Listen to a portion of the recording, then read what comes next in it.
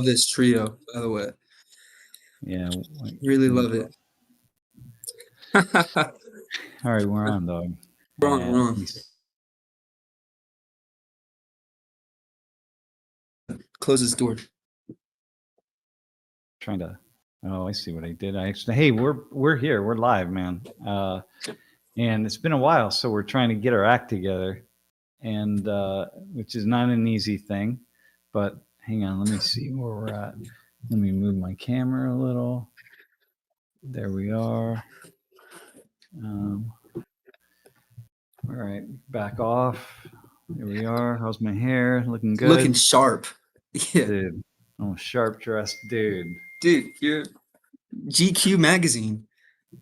I know. This is the thing. It's tough. It's tough being me. Yeah, yo. Yeah. I have a poster of you on my wall. All right, hang on. I gotta pop the chat out so I can respond to a few things here. I'll respond to the first question right there, man, from Porsche Speedster KZ6NC. Have no idea what that means. Porsche names. Porsche. Anyway, how was Korea? Korea was cool. 3 weeks, man. I was gone a long time. It's really weird, bro. Like coming back when I'm out of the classroom, coming back yesterday, it was just so disorienting to be back in that room after so much time away.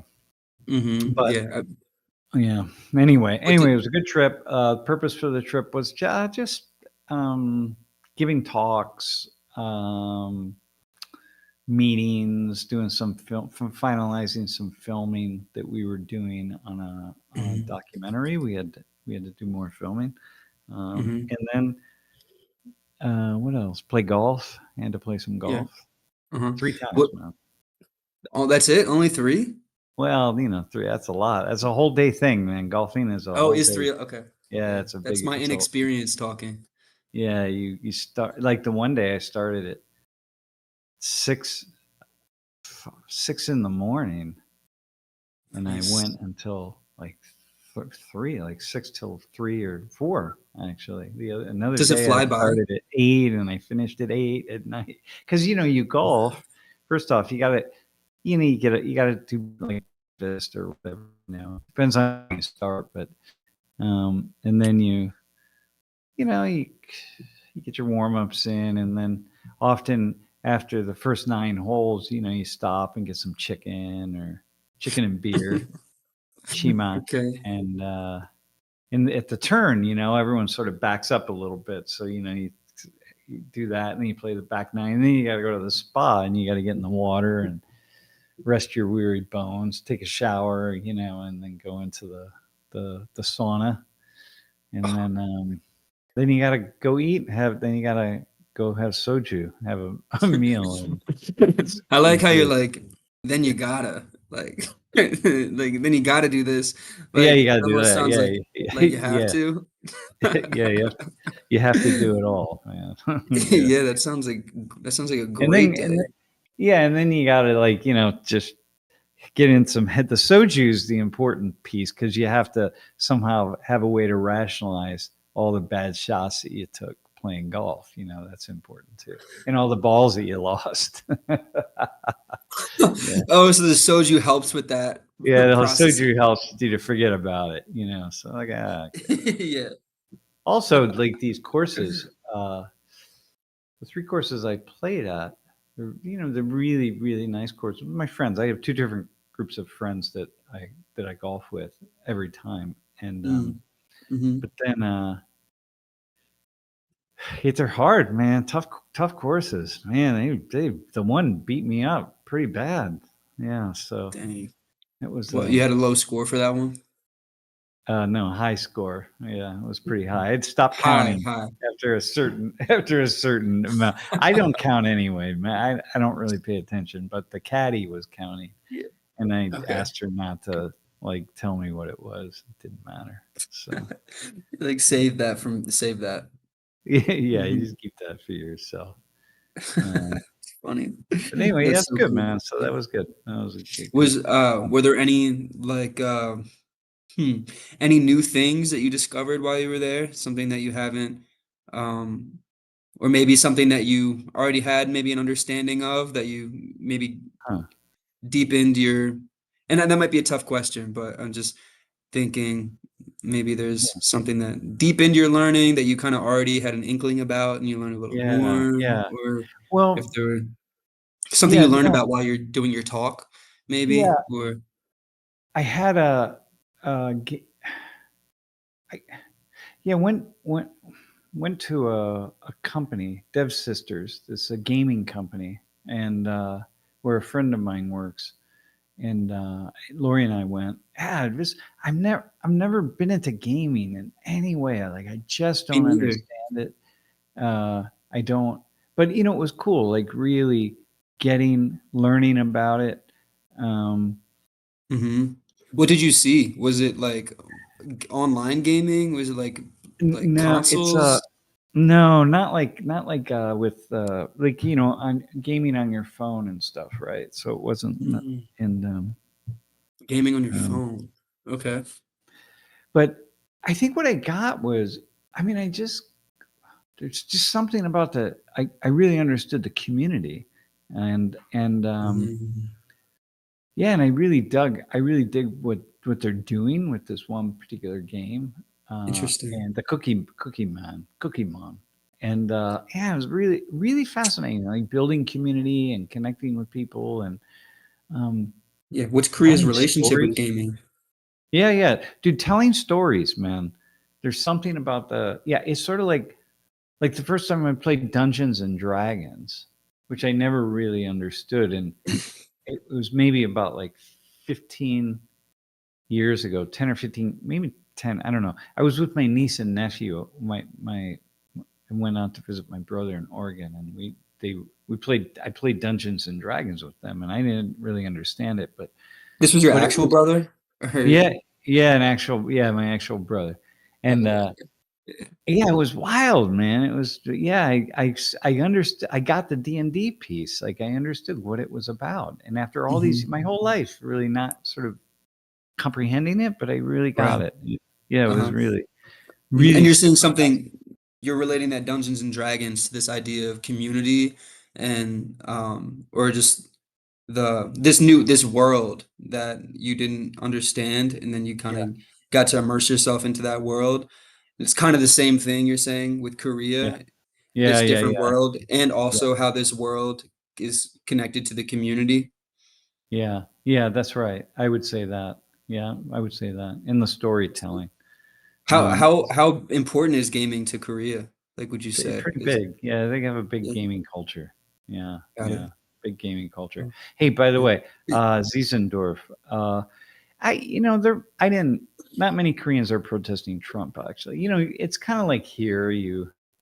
It's like anywhere. There are certain areas people protest, and um, the protests are very different there. They're very coordinated, very definitely completely in control. Really, really fascinating watching uh, a Korean protest of some sort.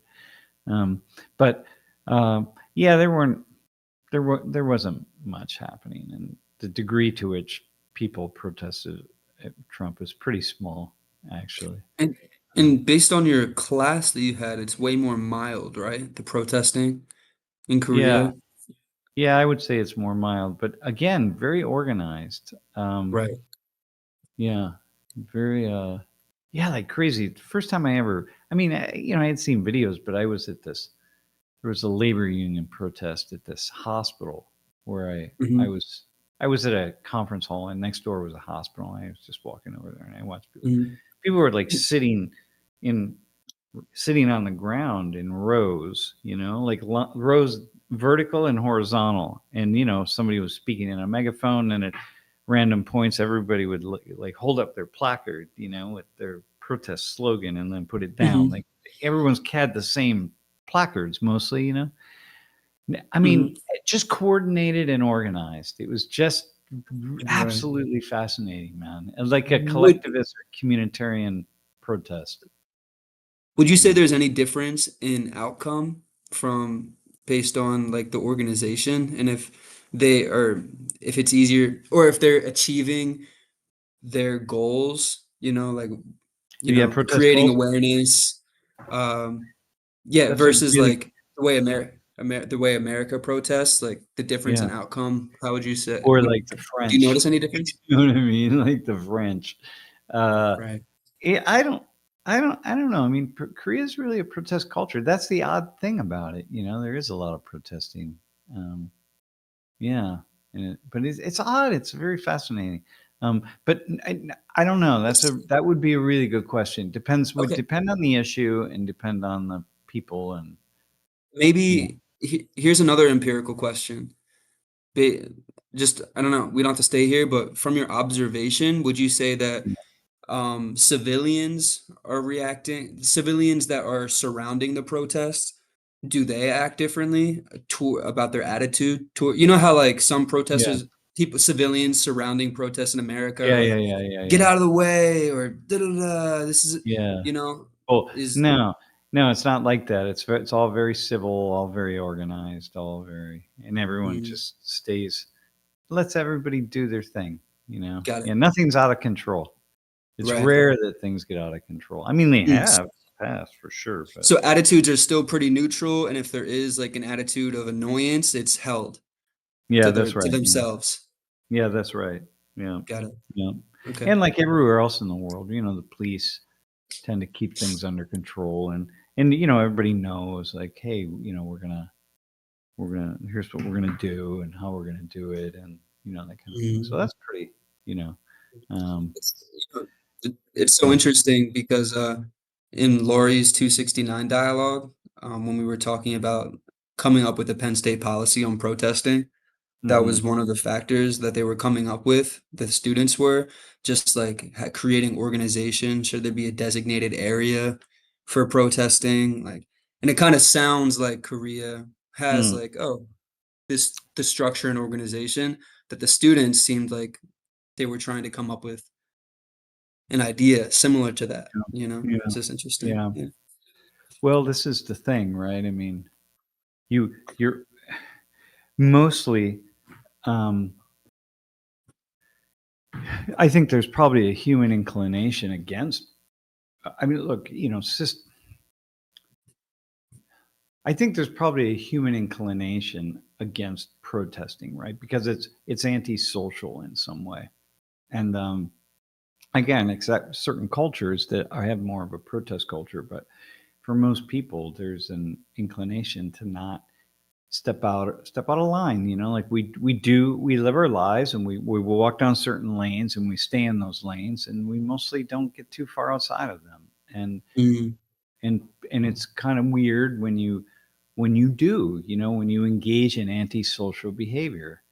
And so mhm, most people have a really kind of a difficult time doing that. It's not mhm. how they're what they're inclined to do. So um Antisocial is such an yeah. interesting, uh, I never thought about it that way. Would you say antisocial because it's like a form that prevents like dialogue, or Well, like antisocial in the sense that it one is because you know you're constantly you know you're stepping out of line, right? You're doing something that you typically wouldn't do. So that I mean there are professional agitators or people that they just go to protests all the time. It's just what they do. So for them it's normal, right? But for other people, you know, you think about it like the first protest you go to or something, you know, you're yelling, you're holding signs up, you're doing whatever you're doing, and like that's just not something that we typically do. And so right. And because you have it's abnormal, people would yeah, it's avoid abnormal. that. Yeah, you have to get comfortable engaging in what is really antisocial behavior, right? And so Right. um, most of us, you know, that takes time, and then you know you're sort of going to put yourself out there in some kind of way, and because what you're doing is you know you're publicly calling somebody out or some group out or whatever, and you know Mhm. mostly we don't do that. That's why people Right. like online we can fight with each other online, but face to face you would never say. Um, Very few of us, except the you know the extreme sociopaths or psychopaths, but sociopaths, would say the things to one another face to face that we often say online, like you're a complete Right. idiot and da da da. But you wouldn't do that. It's like, you Right. ever see any of these videos of these dogs?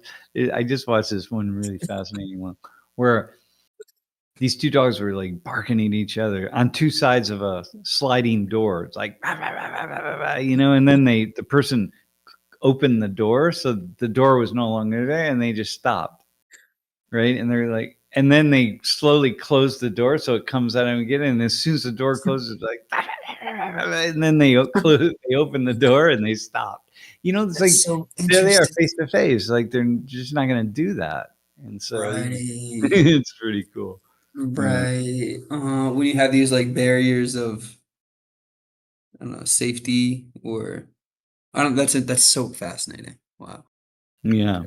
Yeah, like Axel just says, like, France, the French, man, they just know how to protest in a serious way. But in Germany, it's gonna be more organized. Highly. It depends on the more unions are involved. For example, like the more coordination there is of a protest. So it's not just unions; it's really about coordinating people, and so coordinating Mm, behavior. And there's something really powerful about that when you see a mass of people who are all doing a very similar thing, as opposed to just mhm. random people, throngs of people all doing their own thing, which has Right. its own value and it's interesting. It's far more interesting reading the signs at like in American protests where people generally make their own signs and they're really quite funny actually. Even right now, all these protests against ICE and people Mhm. bring a lot of humor to it. Not everybody, but it's really quite hilarious.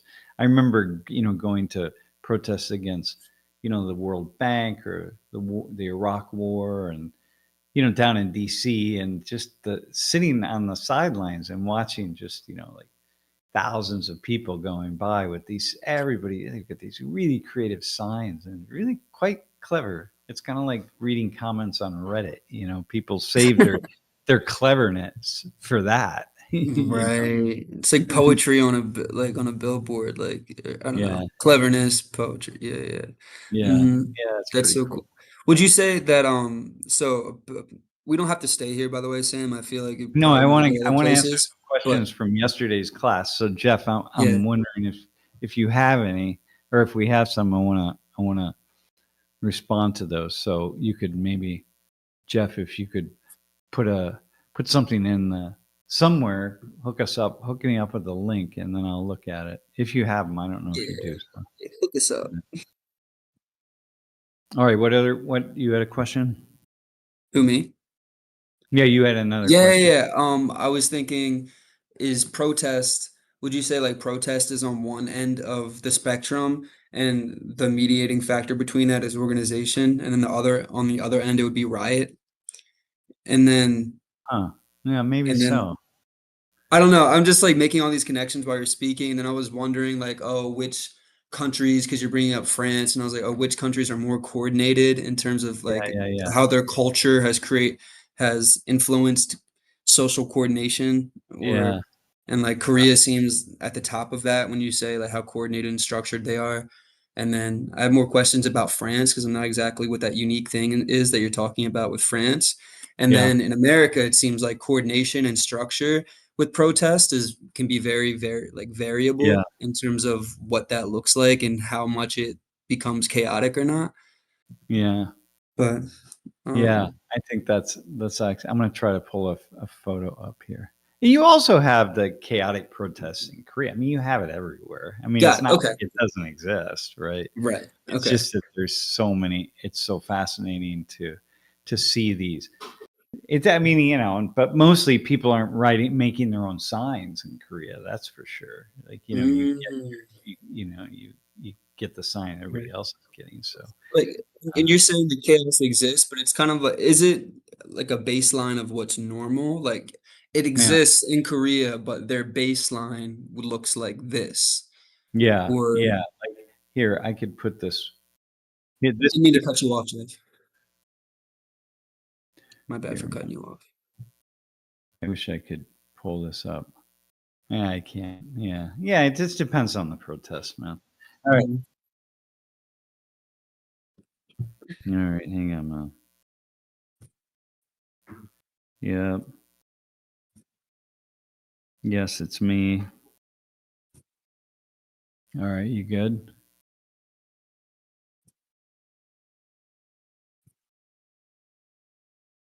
Okay.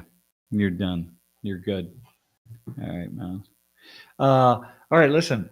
Anyway, Warren was in class yesterday, Warren Smith. It was good, interesting conversation. You know, we just kind of wanted to have him in just because it's well, first off, he's an interesting person, and very much I mean, really interesting. I think he's doing some really interesting videos.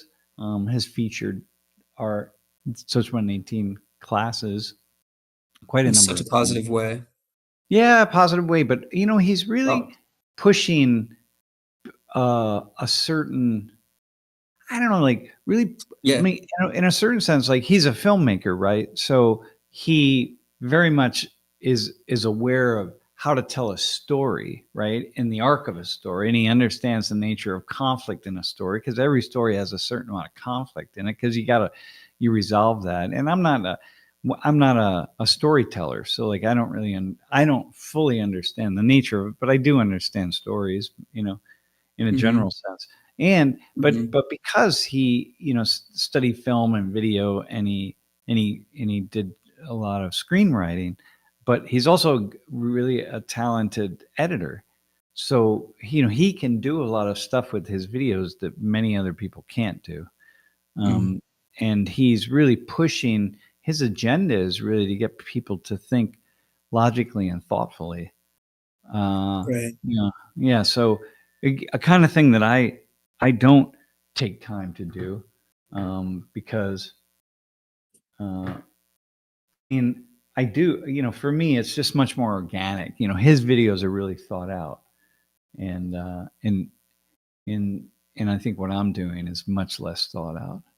Mhm. Uh, And he sometimes really is breaking down like the pedagogy, or I don't know. Maybe I don't know how much he's breaking it down, but definitely like describing it or yeah, um, offering up important pieces of like the format of your classroom yeah, that yeah, elicits critical thinking from the students, and like discovery of perspective and discovery of yeah, position and like others' positions, and kind of like um, showing how that's different to maybe yeah, other yeah. I would say classrooms. that. Yeah, I would say that. Yeah, for sure. Mhm. And you know, yeah, really, really interesting. It was cool. It was fun talking to him. Really Mhm. to see like how he is, you know, kinds of things that he's interested in doing, and you know, and he's one of these people. Also, what's good for me anyway, or us, is that he really has an appreciation for what we're trying to do, right? Yeah. And Yep. yeah, and no, I think he Ziesendorf. I think his agenda. First off, he's he's pushing. He pushes. Uh, he just finds these flaws in people. He's right now. He's sort of leans toward really pushing the left much harder than the right, for sure. Like that's that, you know, he definitely does that. But but you know, that's for me. Um, That's fine. You know, I don't have an issue for that. He doesn't have a political agenda, and you know, and that's really the important thing, man. Like, I don't have a political agenda. I really, you know, I'm just, my political agenda is getting people to think and think clearly. And if they're going to Right. make arguments, uh, and their logic is flawed, or they're hiding stuff, then that's a problem for me. Like, I don't like that. But that's not what I do in the classroom, right? I would do it here more often, but I'm just not. I'm not going to pull somebody up or pull a conversation up or pull, you know, something out that I see in the world and then deconstruct it. Like I just don't want to make those kinds of videos because they're not interesting to me. I have much more of a desire to just speak about what I see in the world instead of kind of planning out and trying to kind of break down ideas from other people. Like I just don't want to do that. So whereas that's what Warren's really doing. Like he's like finds somebody having a conversation with something, and then he's just like, "No, hang on, man. That's not cool, right?" And then Right. he does a video on that, and he just deconstructs things. And at this point in time, anyway, he's definitely deconstructs people on the left more than the right. But again, that's okay. That doesn't matter. It doesn't. It's fine. Yeah, yeah. And it's a cool pairing when he does those videos, because when you do it your way, like getting the positions, perspectives, talking about what you see in the world, and then that Mhm. deconstruction of just like what narratives I guess he's hearing or Yeah, yeah, from each yeah, yeah, for student, sure. that's cool. Yeah, It's a cool layering, I guess, when yeah, they're paired together. yeah, Yeah. yeah.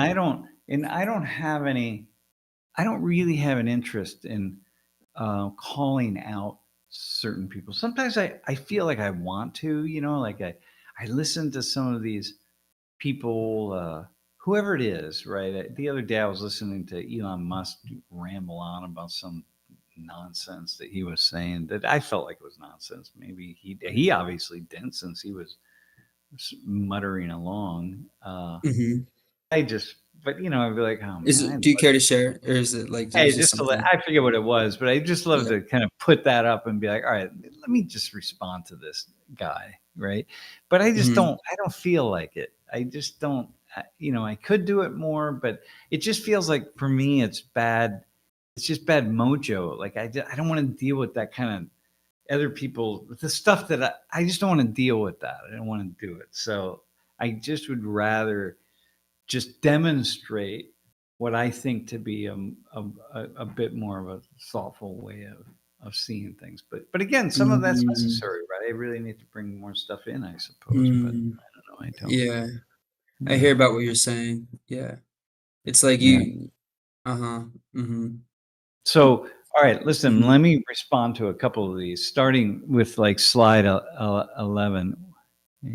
Look, Jesus was an anti-establishment type of guy too, and look where that got him. Yeah, yeah.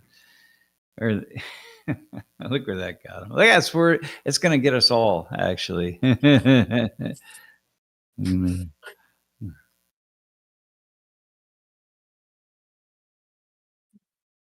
Yeah, the wallflower one. Warren Lewis did it. You were annoyed about her with that same female student I'd mentioned before. Uh, I don't. Yeah, I don't. I don't know. Yeah, Ziesendorf. I don't know what that. I don't know. I wasn't annoyed with anybody that you were annoyed about, or with that same female student. Um, yeah, I don't know. I wasn't annoyed by anybody. I Yeah, you never get weren't annoyed annoyed. by my students. Uh, well, maybe I get annoyed by them when they don't do what they're supposed to do, or when they try to cheat. That's pretty annoying. Yeah. Which is, or when they, yeah. All right, man. Anyway, wallflower. Which is, we were wondering if Warren has any thoughts of going back into teaching. Well, he does teach. He teaches at Emerson College. He teaches a film class, but it's not like it's a 5-week thing that he does on a fairly regular basis. So, um, Mhm. anyway, yeah, that's so, but not into teaching in the kind of the way I teach. But all right, Steven Mhm. says cancel culture and the, um, I think we put this up yesterday. Steven's comment about has cancel culture and the rise of fake news, and I didn't respond to this. Actually, made it worse to make sound factual content believable. And my thing on this is, yeah, it's really quite a problem, man. Um, I'm I've been I mean, I've been watching a few videos here, and I get sucked in. First off, the videos that appear that are that people are acting out, like that are scripted. man, I'm blown away. Like I'll think like, oh my God, look at what that just happened here. And then I maybe see in a comment, it's like, okay, that's really scripted kind of thing. And I'm like, man, I didn't even know that. Like I couldn't pick that out. But then I look back at it and I think, wow, it really is, man. That wasn't a real interaction between those two people, that kind of stuff. So, Mhm. and then you have all the AI stuff and the fake, and it's very problematic, man. I watched a video that I reasonably certain was AI, and I didn't know it at first. So we're in some very, very fascinating times, man. So And you did a conversation on a talk on AI, right, when you were in Korea? yeah, yeah, yeah. Not on astronomy though. I didn't do anything on astronomy Yeah. or astrology. Yeah, I did a couple. Actually, did three different talks that I discussed AI, but one was a keynote talk on AI, Mm. and the other was for a different kind of talk, but that I wrote out and read. Actually, Lori said you couldn't tell I was reading it. That was that one Sabashi one that we put up. Lori had my Oh, phone and she was holding it up. was it like on a teleprompter or? Yeah, I was reading off a teleprompter, and then it was translated into Korean so that people could follow along with what I was saying. We translated it ahead of time. Oh, wow. Um, Okay. yeah, so yeah, that was cool. Yeah, I had a lot of really interesting stuff. Met some people. Met this guy. Um, these folks who have this robotics company, and man, they have a really wild robot that. Yeah, so next time I go, I'm going to visit them. And then What's the Lori had this video. I don't have it. She took it. We got coffee at this coffee spot. Everything was automated, man. I wish I could. I should. I had to get her video, but the arm. It's just like getting a cup and everything. Everything was automated, man. Everything. There was no human being in sight, and it was a damn good cup of. We both got cappuccinos, and it was a damn good cappuccino, man. So yeah, wow. this is They made everything. the whole thing was everything, man. The cup pop. We put our decided what we wanted, and then the arm just goes over and starts doing even like took the cup and like shook it a little bit to like move. I mean, crazy, man. It was crazy. Yeah. So that was and Korea leads the world in robotics. So the number of robots and the places where robots are engaging and so on. So yeah, Do it's you really fascinating. do you see Um, like an employment issue or like a loss of like a big issue with like a loss of well, jobs and being replaced yeah, by? well, yeah, well, the good thing is that they are so advanced in robotics because their birth rate is so low, right? So this is gonna come up as a big issue, but they're able to offset a lot of that stuff, right? And but yeah, like, dude, some of these robots, man, like, holy smokes. I mean, it's really, really amazing. Very human like, increasingly human like. The Chinese have this robot that I just watched a video of. It was just unbelievable, man. The actions of the robot, and yeah, it was really quite stunning. Give us another 10 years of this. It's just robots are, first off, they're going to be Have, fighting in wars for sure. I mean, we're not going to send human beings out to war. We'll just send our robots. right. And Have, have you seen Elon Musk's like Tesla robot? yeah, I saw a video of that. Is Yeah. it similar, would you say, like in Yeah, compare? kind of similar, but not, the Chinese one was far more real. Yeah. Really? Really? Yeah. Wow. So this Korean one. So for me, I want to go. I mean, I could have gone on this trip, but I didn't. Lori and I, we didn't have time. But yeah, we definitely want to visit the the company and check it out. Yeah, it's pretty intense, man. So That's insane. yeah, it's crazy. Like where we're at. All of these. It's so fascinating. Hmm. To see the world. I'd love to be able to sort of go into a deep freeze and come back in 50 years. I'm Right. like, I'm never gonna Weren't make. they? 50 years. Oh, who knows? I'd be at Well, 115. you could also upload your consciousness into a robot. That supposedly Yeah, that's they what do. Elon Musk was saying. In Yeah, like yeah, 20 years, we'll be able to upload our consciousness into yeah. a Yeah, robot. yeah, yeah. Opinionated Matt. Hey, Matt. Why are we talking about robotics? Well, I think because we were talking about AI, and I was talking about how I could AI and talk on AI. Yeah, You and Warren were talking about it a little bit, yeah. right? I Or just something. slipped into a into yeah, yeah. Yeah, yeah, it's really okay. Listen, man. So we did okay. Bippy said, nah, we can do that. Yeah, we Hasan and Destiny. Yeah. Yes, we have it. We were talking about, people, we're increasingly, like people in the classroom get their news, and like, for at least 40% of the students that I have get their news largely from influencers and stuff, online, man. Like they're not getting their news, they're not reading the Washington Post and the New York Times. Well, they do for some assignments and classes, and so, and, but yeah, so therefore we were talking about all these issues yesterday, and yeah, like Hassan and Destiny, people like that, man, like, wow.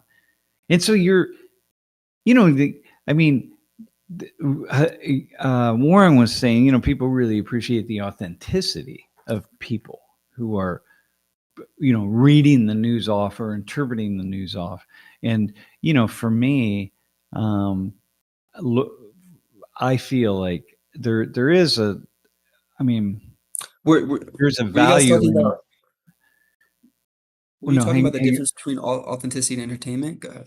yeah, yeah, yeah. News is sort of Warren was saying all news is entertainment, which it is, right, at some level. But at the same time, there are schools of journalism, like, you go and you learn something about the value and the importance of objectivity at some level. Like, it's drilled into your head.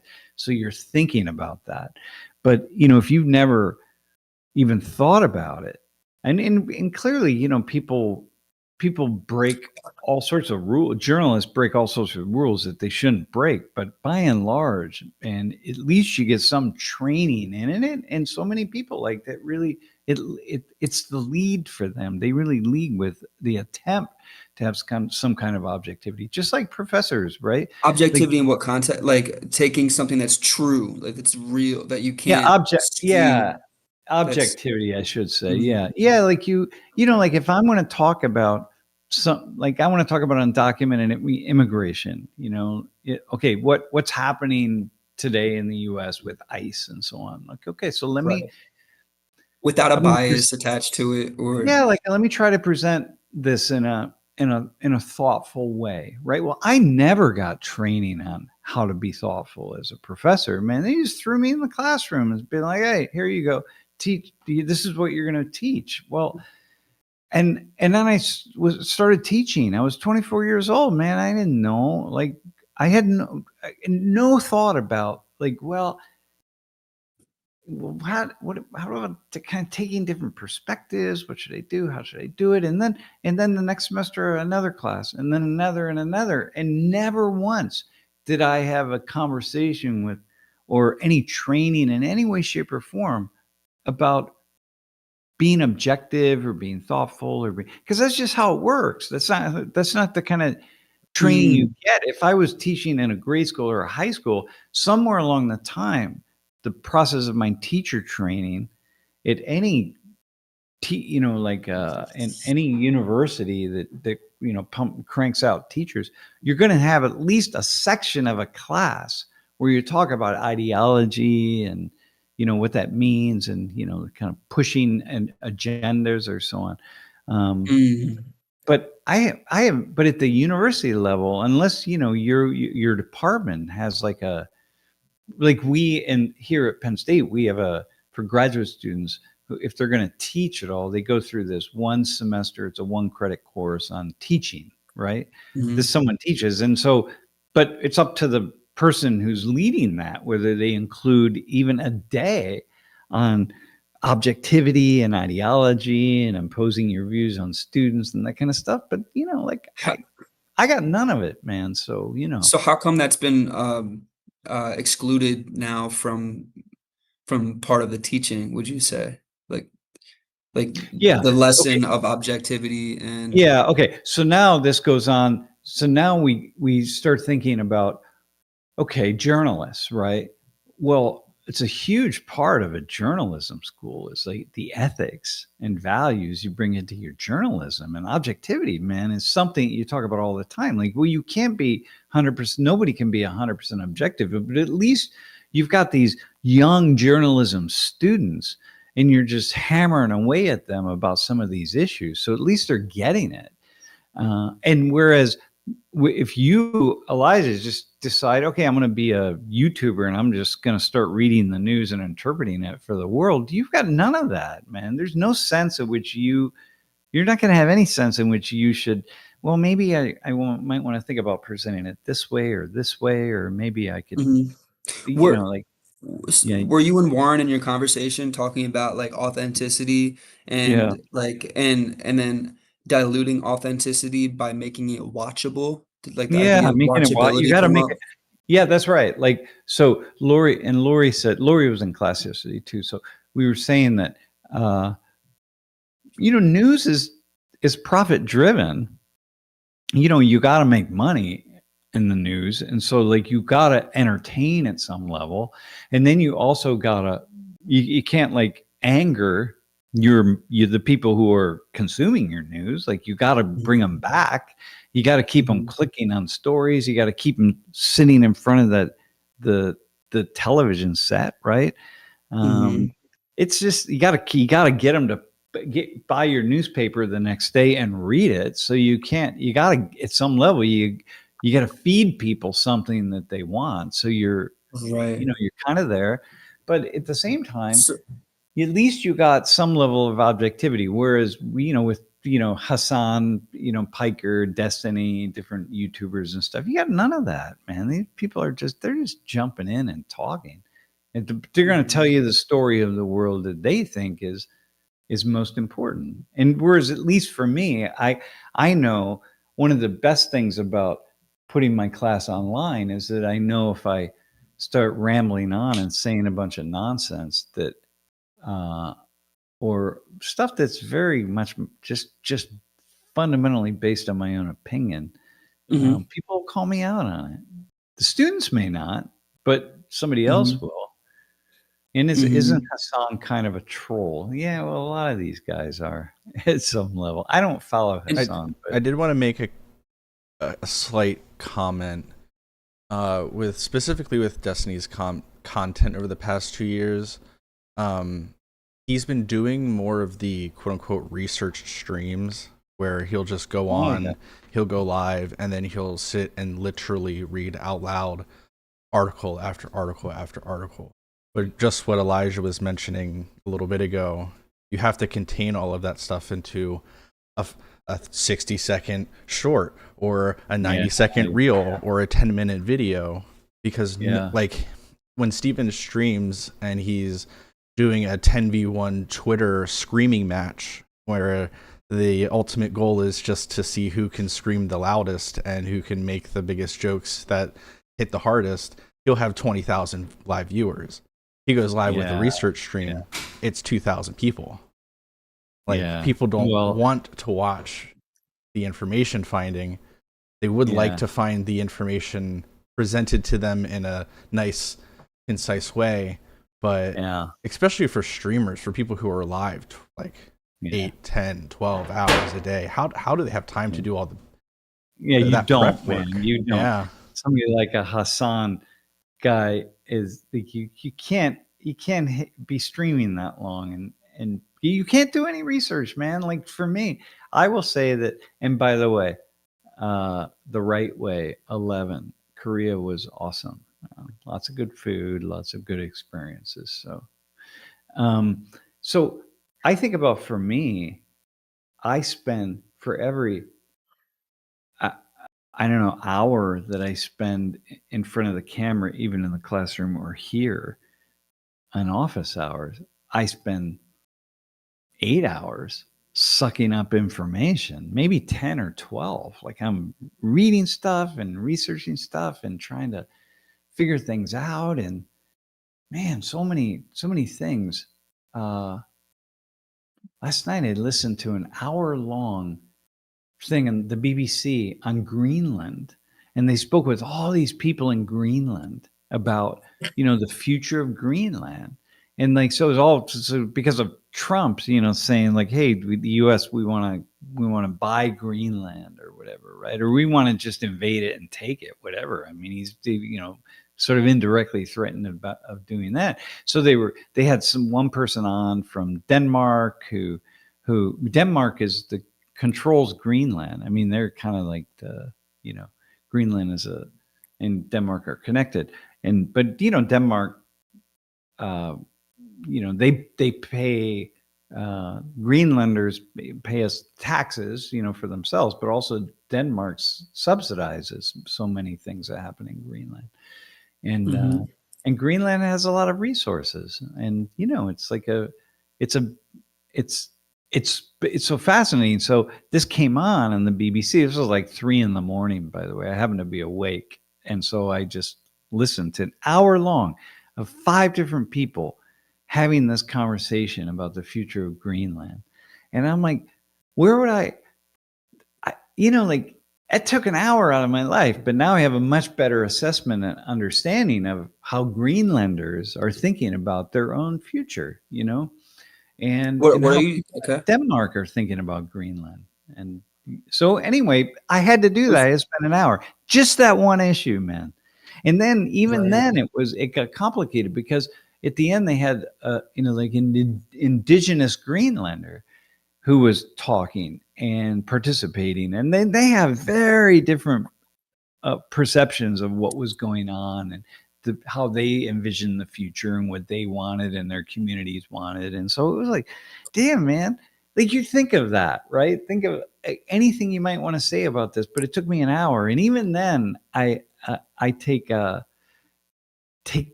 a very, I have a very, it's not a very nuanced understanding, but at least I got something, but far more than most people, you know what I mean? So, hmm I mean, I know Europeans are thinking about, Steven just said something about, about, about it. Like, so he's going to, people in Europe are going to be thinking about this a little more, but certainly not Americans. So, And so so you're just saying that like so many people will pop up and like position themselves as experts yeah, before even doing the vast amounts of research that could be required.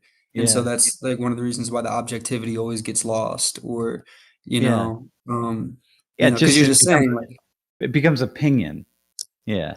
I just give you an right. opinion. Like if you asked me about Greenland yesterday before listening to this, at 3 a.m, I would have, if you just show me like, okay, said like, okay, let's talk about Greenland for 5 minutes. I could, first off, I would have said like, I'm not doing that. I'll not with the cameras rolling, but I would have Right. rambled on for 5 minutes. But now I'm like, oh man, okay. Oh, this is kind of complicated, man. Right? hmm Biomod Penn State says, show me proof of an expert. Yeah, well, there are no experts, man. Yeah. About anything. Yeah. hmm But anyway, so that's I think And where I was, it's you so know. interesting how like uh profit how profit is involved in just every industry, and even like I don't know, just and even random YouTubers, like things aren't are you also saying that things aren't being communicated purely just for people to know things, but everyone's just motivated by something else other than the truth? It's Well, like that's a self-interest based. yeah, that's a really good question. I think that no, there are many people who are trying to um, promote. This is actually also a question from Axel from yesterday. That would be slide number 14, Jeff. That is there a real tradition to have discourses? in public or private in the United States. And like, yeah, there is. And, you know,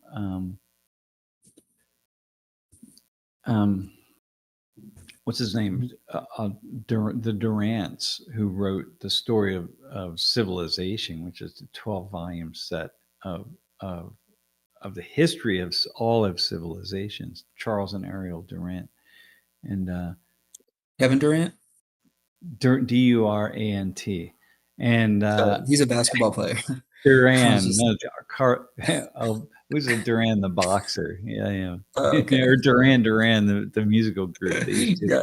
but they used to travel around and just give these public lectures back in the 30s and 30s and 40s, 30s, and even 50s, and like crazy, man. Like people would, hundreds and sometimes even up to 1,000 people would show up to listen to their public lectures, all over. So anyway, but going back, and they were pure, like, okay. Anyway, yeah, just stories, because here are these people. Like, he was a public intellectual, right? And so he was not a professor anywhere.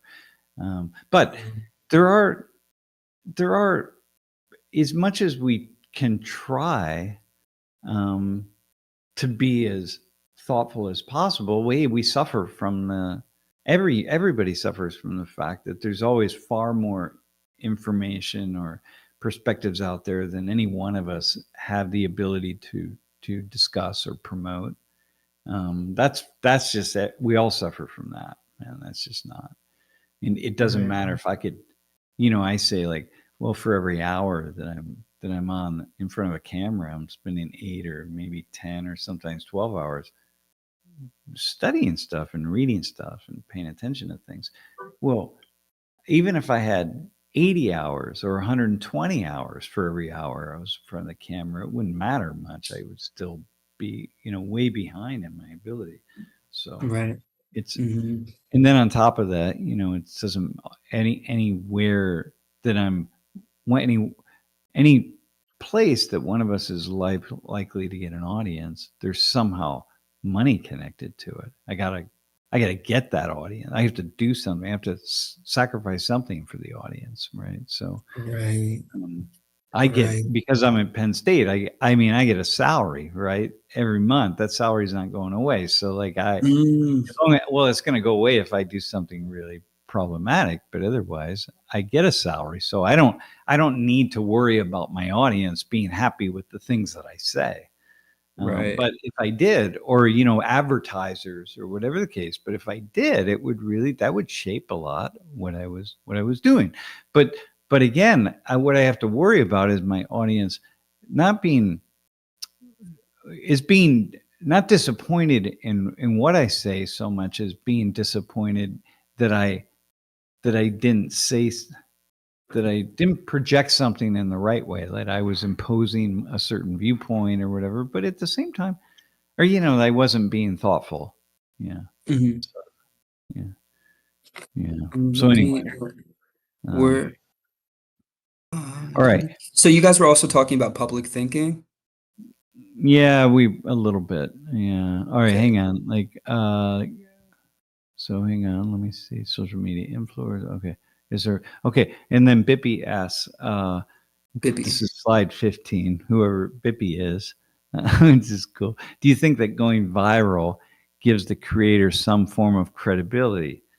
Yeah, that's a really cool. Oh, I wish we would have answered that yesterday. That's a really cool question. No, it does give a credibility, but it doesn't mean that they have any more value, that what they say has any greater value. It really doesn't, especially given that so many people online who get these, large numbers aren't saying anything that's really, so many of them aren't being more thoughtful when they have the large numbers, let me just say. Okay. So yeah, it doesn't mean that there are a lot of reasons people flock to certain people and watch it, Right. Like Keeping Up with the Kardashians is an example, right? It's like, it's a train wreck, and like people want to watch train wrecks. I guess that's the only way I could explain that, man. Yeah. Is it So, okay? That's how nobody's become somebody. Yeah, that's how a Kardashian became. What did they became famous for? First off, it started with Kim Kardashian making a sex tape, right? So yep. like Mhm. that's how the whole Kardashian crew. That's how they crashed through was a sex tape. So like, fuck. If that's how you get started, then I Yeah, guess. and now they're billionaires owning Yeah, makeup like how do you? companies. Yeah, it's famous for just being famous, right? Like, which is like it's very unsettling. I don't like that. I have a natural sort of distaste for that kind of stuff, which is why I can't. I have such a difficult time promoting anything related to Social 19 or myself, which is why I don't talk about myself. I talk about Social 19 because I Mhm. just feel like I'm going to be one of those people that, oh God, it just feels, it just has this distasteful. Mhm. Anyway, what creates, Mhm. and then Drippy says, what creates credibility for nobodies to come up and become credible? Yeah, it's just for some reason people grab on. But you know what people people just make a splash, and then for whatever reason, a lot of people just tune into them. But mostly, the people that crash through, they usually go away. You can't sustain it. It's very hard to sustain. Like a So one-hit wonder kind of thing. yeah, yeah. Hasan will go away. Destiny will go away. All these people will go away. They're not going to last for. Uh, they're not gonna last for 20 years or so. What Even is it about that, like that, what creates sustainability then if objectivity is if it's so easy for to be attracted to things that even like don't hold objective yeah, yeah, yeah, truth or yeah, yeah. what No, may and also, yeah, that's it exactly. Yeah. Oh, and by the way, uh, ca- um, user channel 4 it says, but once people get big numbers, then they just pivot and start feeding the audience what it wants. It's not that they don't all just do that, but there's a tendency definitely to do that. How can it not, man? Because especially you start making big numbers, and then Mhm. you invest more, and then first off, it's like thieves. Like they just here locally, they just arrested this woman. She worked for some company that sold educational products to whoever, I don't know, and she stole Mhm. $1 million from her workplace. And apparently she cashed like 19, I think 19 checks or 29 checks or 39, or I don't know what it was. But why didn't you just stop at the first check, man? Because you can't. And then Right. you buy something and you're like, oh, that's pretty cool. And then you buy an expensive car, and then you got to make car payments. And before you know it, you've cashed 9 checks, and then 10, and then 11. And pretty soon it's 800,000, and then 900, and then $1 million. It's like, what did you think you're going to get away with that? No. But so what happens is we invest in some things, and then you gotta you want to keep it going. And so like, okay, Mhm. well, what do you want me to say, man? I'll sell my soul to whoever. Tell me what you want me. Tell me what you want to hear. If I get an audience, if there were like, you know, 5,000 people watching right now, instead of whatever we have, about like 31 in this moment watching live. If there were 3,000, let's say, and if people were throwing money at us, and you want whatever, what do you want me to say? I'll say it. That's cool, because at Yeah. some point in time, I'm going to want to get the money. Now, of course, I'm not going to do that, but that's why. But hang on, but I Mhm. might, if you know what I mean. If that was I might. happening, yeah, you might do it. And so, Mhm. It made me it brought me to a question, like, do you think there's any problem with like, do you think analytics support that problem? Like when you, as an influencer, once you start to receive yeah, analytics about demographic and yeah, who's exactly, watching, yeah, and then you start to, you're like, oh, this audience is here. We need more of this audience, or and then yeah. you just start to shift Yeah. what you're Yeah, doing for. you go with it, right? And like It's called being AZ, audience captured. yeah, Mm. yeah, It's called being audience captured. Ah, yeah, okay. an audience It's a capture, term yeah. for. Yeah, like Destiny's been around since 2011, so they, it's almost 15 years, and that's it's hard, man. It's hard to do what these folks do. Yeah. Like I can't imagine sitting in front of this screen every day for 3, 4, or 5 or 6 hours, 8 to 12.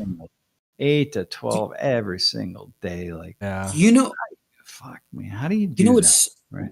there's worlds. You know, it's so crazy. I have a friend that does TikTok videos, and literally all they do is sit in front of the TikTok camera for like 4, 5, 6 hours, and they compete with other TikTokers Yeah, by trying to get their audience to give them more coins.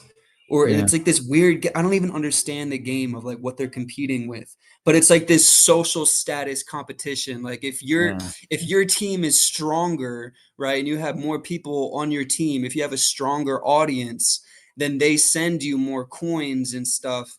And so then you win that game. And some people are making like thousands of dollars a month. Yeah. Dude, there Like my is friend is making thousands of dollars a month by sitting in front of the camera and doing this yeah. social status competition of Okay, who has dude, the all right. stronger audience. there's a guy who called into the Dave Ramsey show, or one of those financial shows, and he was like, and the video title was like, how do I explain to my wife that I spent $70,000 on Twitch?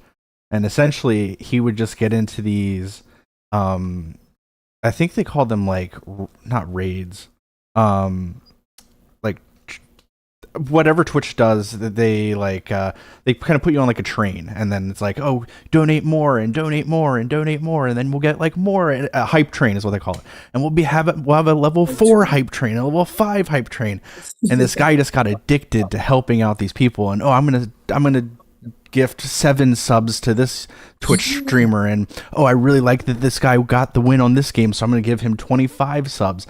25 subs that's a lot of money. That's $5 a person. That's Yeah. 25, times 25. So like, and people get into that, like that it's Yeah. a parasocial relationship that people form with these online content creators, where it's very easy for them just to kind of throw money at them. And I think I've told this before on the stream, but I get into this conversation with my grandfather quite a bit because he hates the mainstream media and loves alternative media, or trusts them more, I should say. And for me, I distrust them equally, because for me, it's all about the money, regardless of who you're going for. Yeah, Fox and CNN are being sponsored by Pfizer, but the person you're watching on YouTube or Rumble or Kick or whatever are also trying to make tens of thousands of dollars a month. And unlike Fox News, which has one host which makes millions of dollars, but also has cameramen and production assistants and directors and all of those other people, that YouTuber you're watching is one person plus an editor, maybe. Like, how many people are on this person's team? So they're bagging all that money in, and then they don't care if they get something wrong. They're not going to come on the stream the next day and say, hey, we got this wrong. It doesn't matter. They're just going to start the next stream and going, hey, I'm awesome. My stream is the best. My community is great. Oh, someone just donated. I love that person. They've been here since date. And then it's just completely away from what the controversy is. Yeah. No, you know what? It is pretty, well, I will say though, going back to what we said earlier, doing that every day it's a grind, man. I just absolutely cannot imagine it for very long. And I can understand why the burnout is so high and so fast. Man, you just can't sustain that. And by the way, I want to respond to something up above. AZ Croft says, in the social sciences might not have experts, but they're definitely experts in the world in various fields. Like, no, I honestly, I just made it kind of an offhanded joke about that. There are experts, but the thing is that, we have experts in social sciences, please. I mean, if you want to look at, like, I don't know, U.S. race relations, for example, I'm probably about as close to being an expert as anybody. But the thing is, I think I have this thing that the more I know, the more I realize what I don't know. you know, the Cunning Druger effect, or I forget what that's called, something like that. Dunning-Kruger. And I think that's just this thing where it's always in my mind. So yeah, there are experts, but you know, it's expert is relative anyway. The better you are at using all your search in AI, the closer you are to being an expert. If you have training in something, and then if you're really good at using, you know, your computer for assistance, the closer you are to being a true expert. Yeah, that's so interesting how you're just making me think about how you're emphasizing the importance of prompting, you know, and how like prompting AI, because like if you're able to prompt AI, then you can get so much out of it if you can prompt it in a certain way. Um, but I'm sure not everybody is trained in like effectively prompting AI, and it makes me think about how they're starting to normalize the way they ask questions to other people or like learning because they could prompt something super simple, like ask a basic Yeah, question and then get so much, right? yeah, And it's like normalizing that I only have to ask or do so much in terms of how I communicate or how I communicate my curiosity. I yeah. wonder if it like establishes a normalization of like how people prompt each other. Like outs I don't know, just yeah, it makes me think about that because Mm, how the importance of prompting. So then it's like yeah. once we're outside of AI, how do we prompt each other? No, for Yeah. sure. No, for sure, man. Yeah. But Hey, random side thing. do you know this guy? So someone who Ian uh, just wrote um, about Asmongold, who the Twitch streamer who doesn't accept hasn't accepted donations, doesn't have sponsors, and doesn't turn on ads. Kind of heroic. Yeah, definitely. Yeah, him and Charlie or Penguin Zero, or Moist Critical. He has lots of names. He's another large YouTuber. Every video gets millions and millions of views, and he usually responds to content about like Second. local commentary on different issues or whatever. And yeah, he recently announced that on YouTube he's turning off memberships and isn't allowing people to donate anymore because he's like he's my age, so he's in his early 30s or late 20s, and he's like I'm set. Like I've made more than I could ever spend, so I'm turning that stuff off. So like it's heroic in the sense that these guys are turning stuff off. There's other people who haven't turned their subscriptions off or their YouTube ad revenue off. Kind of like what's that guy's Tectone.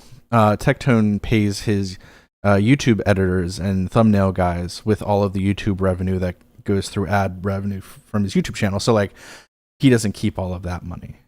So different YouTubers do different things. I know that Destiny pays his editor a lot, and then he has a whole team that works on things in the background that he pays for. I'm sure Hasan has the same thing. So there are hidden costs, but yeah, a lot of, especially when you get to the people who have above 1,000 viewers every single time they stream and have over 100,000 views every time they upload, they're doing well, for sure. Yeah. I did want to say that from yesterday's class, there was a student who asked Warren, why should people watch him? And I wish that everybody who was in this influencer online content creation space was asked that question.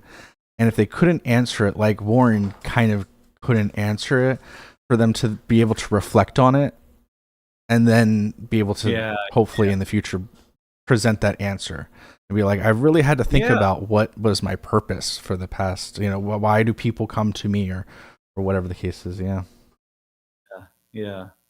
Yeah, and I like that. I actually really like that answer. And that would be my answer as well. It's like, why should people come enroll in Social 19, or why should they watch it? Like, I don't know, man. I don't have any. I don't know. I don't know why anybody should watch it. I mean, I guess, this is the thing, right? You have to come to the table with a certain amount of humility, I suppose, right? And then, yeah, I mean, it's a little bit, without going over the top, right? It's going to be at least a small way endearing at some level, right? I don't know. I think maybe endearing's not the right word, but Yeah. Biomod is definitely correct with live streaming communities, making sub communities with each other, almost like creating little tiny cults. That's definitely true. I mean, when you look at these different online communities, you'll see like I've worked with quite a bit of like a number of streamers who have their own communities, and so from an outsider looking in, you'd look at both the communities and be like, you're on the same team or whatever. But then if you look inside the communities, you know that there's splits because, oh, I don't like what this person said, or I don't like what that person said, or this drama or that or whatever. And so, and then there's a whole conversation to be had about that. But yeah, it's just, it's crazy, man. And it's nuts. Once these people have like an audience of people you can just like throw at somebody, like that's real, that's real weight. The first time I ever experienced that was like in 2019 or something. I was on a cruise. I was on vacation with my family, and some guy tweeted something stupid out, and I reposted it and made a joke, and he didn't like it, and so he reposted what I sent to him, and his whole community came after me. And for like, I had to delete Twitter from my phone for a week because every time I would go on my Twitter account, it would just be like, I would refresh and it'd be like 6 more replies of calling me stupid or going through pictures of me and like, oh my God, dude, it was insane. And it was off of a stupid joke. It wasn't even a great joke. I thought it was pretty great, but no one else did. Everybody else I showed the joke to was like, that wasn't that great. Maybe I was getting crapped on because of how bad the joke was, but I don't know, man. Well, but the point being, once person has a community, once this online group kind of forms and they're able to push them, it can get kind of crazy. Number one, you can get audience captured. So Sam comes on here and he's like, I think X, and then all of a sudden his chat starts saying Y, and then Sam starts to itch towards Y over the next couple of streams because his audience is saying Y over and over and over again. Yeah.